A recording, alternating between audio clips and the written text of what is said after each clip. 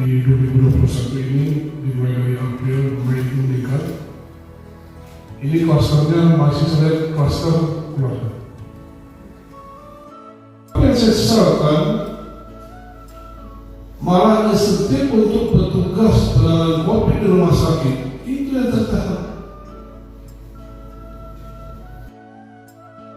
Terutama untuk Satpol PP dan BPBD dan yang lain lain disebutkan beberapa daerah strategis. Sudah berapa kali saya sampaikan? Kita punya pemadam kebakaran.